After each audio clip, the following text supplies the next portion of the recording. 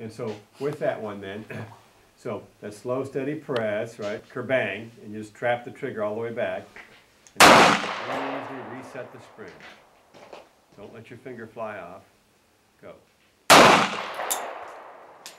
Up. Muscle, muscle. Muscle, muscle, muscle. Downrange. That's right. Perfect, perfect, perfect. Now trap that to the back, then ease it forward, reset, and again. There you go. But never let your finger leave the trigger. And again. What'd you say? Slower reset, slower reset. Right there. Go. Yeah, now slower reset. Hits.